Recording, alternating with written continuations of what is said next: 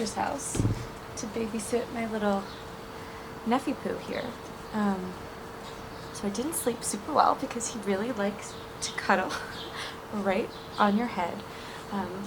Oh my goodness, Arthur, we've got to make a game plan. Okay.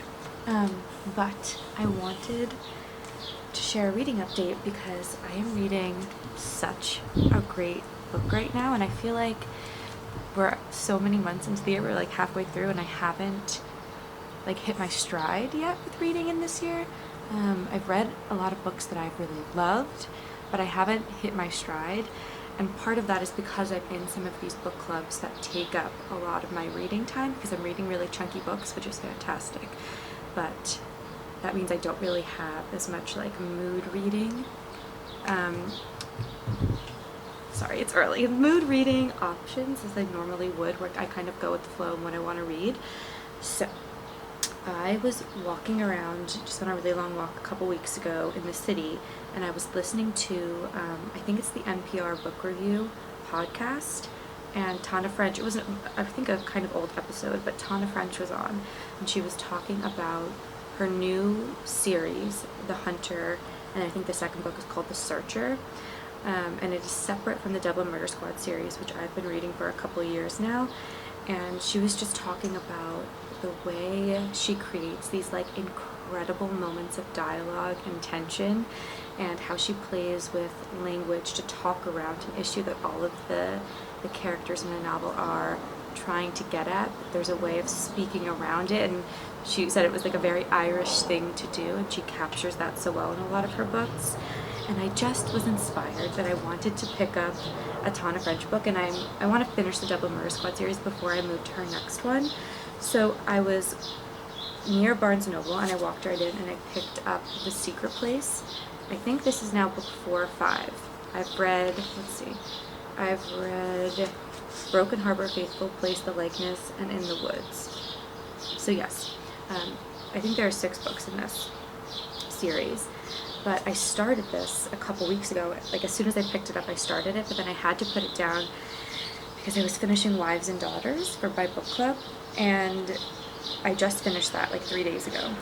And I tried to return to this, and I was about 100 pages in, and there are just so many names because this book is set at the event that sets this book off is set at a very posh boarding school, and there are a lot of students' names. I mean, I need to remember like who's in whose friend group, and some of the personality of the different girls, and I just felt like I was taken so out of the book by reading Wives and Daughters for a couple weeks, so I just started over. So that's what I've been doing the past few days. I'm now like 130 pages in, and I'm really glad I restarted it because there's such like a thrust through the novel, and I feel like now I'm appreciating and understanding a lot of those dynamics, because I think I would have forgotten so much of like these little moments of tension with some of these girls. So I am really, really enjoying this. It's again quite different from the books I've read of hers. It's always the Dublin Murder Squad detectives and different people in this detective group in Ireland. It's fictitious, it's made up, but this specific book is centered around a murder of a teenage boy called Chris Harper, who goes to a very posh boys' boarding school, and we are focusing a lot on Kilda, which is a girls' boarding school and like these two schools are right next to one another, and a lot of the kids know one another. And in the previous school year, this boy was murdered, and the murderer was never caught.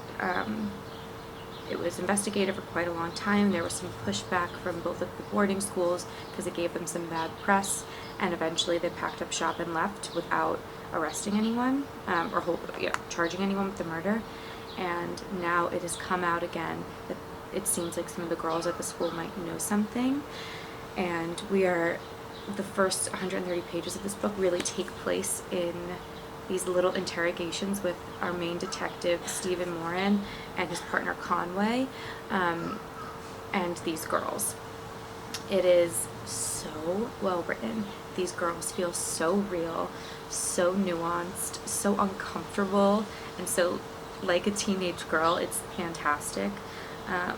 There are a couple of like uncomfortable moments, because we're reading from the male detective's perspective as he's viewing these young girls and like descriptions of their body and like really uncomfortable things as he's trying to understand them and get a read on them. And that, I think that's part of it.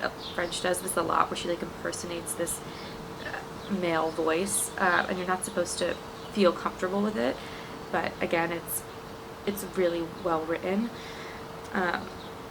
The really interesting part of this book, and it's named after it, is this thing called the secret place, where the headmistress of this girls' boarding school created a place, a physical place on like one of the top floors near the art room, like this huge poster board, 6 feet long and however high, where girls could put anonymous notes, whether that be like something they're dealing with, about somebody they dislike, and that's the school's way of letting them have an outlet. But at the start of this book, it comes out that a note was placed there saying, "I know who killed Chris Harper," and that's what sets off this like second investigation that we're thrown into. And I'm just absolutely loving it. There's a bit of a dual timeline. There's some incredible friendship dynamics of these couple girls who are really like love one another so much, and I'm excited to see where it goes. But yeah, the tension is impeccable. I'm so glad I returned to this. It's a perfect summer read, and some of the things I've been reading from my Dickens book club have not been perfect summer reads, even though I've enjoyed most of them.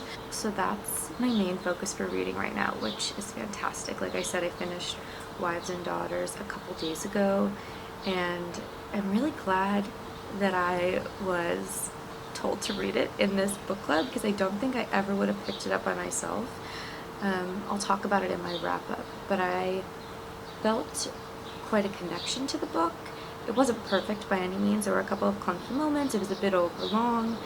It's about mainly this one girl, Molly. We meet her as like a 12-year-old, and we follow her into her young adulthood.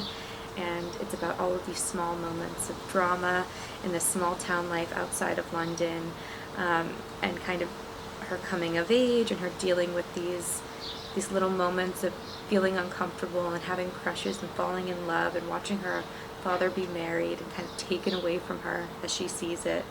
And it kind of sets up this dichotomy between like the old way of doing things and the new way, with some of these like old wealthy families kind of falling out of like the playfulness of rank, like something that Jane Austen did a lot, where she like poked fun at some of those things, and like social formalities, or societal formalities. But yeah, I really enjoyed it. I'm glad I read it. It was long, but also just, it was a slow book. Not a lot happened. It wasn't a lot to keep the story flowing forwards, but I was always excited to pick it up, which I think is a good sign.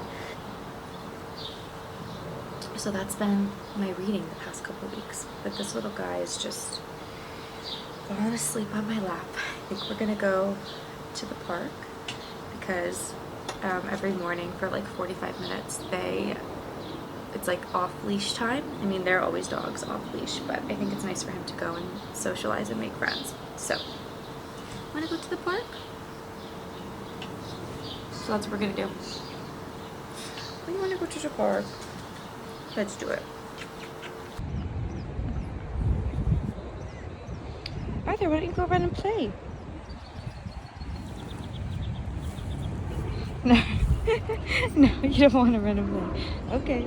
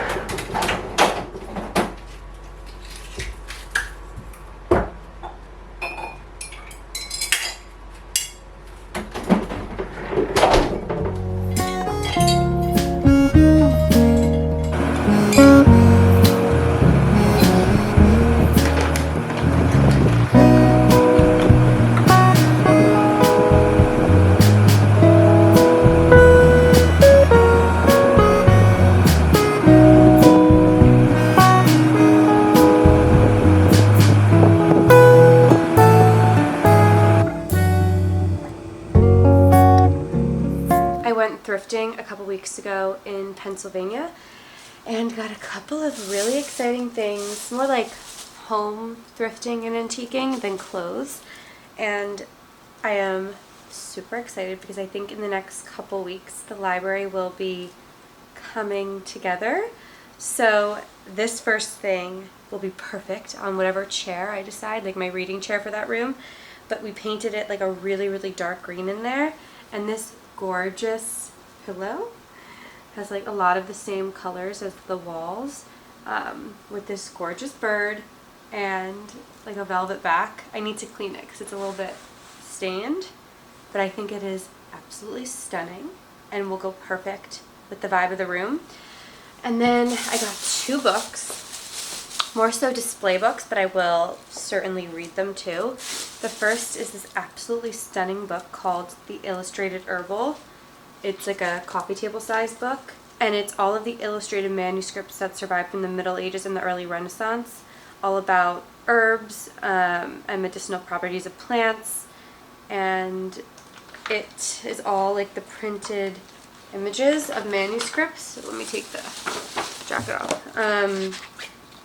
But it's absolutely stunning, and a lot of spreads. And then the last book I got, I do want to fully read. Came in this little box, but I couldn't say no. One, because it actually smells like a used bookshop, which they need to distill into a candle, because that's what I want my home to smell like. But it's this gorgeous edition of Madame Bovary, which I haven't read, but it is an illustrated edition from the 50s. So it has like really gorgeous drawings in it too. So I thought this would be really pretty on like a book stand on the shelves. There's a really pretty cover too. It's like purple and gold trim. So those are the 3 things I got thrifting. Not all super practical, but all very gorgeous. That's all I wanted to share.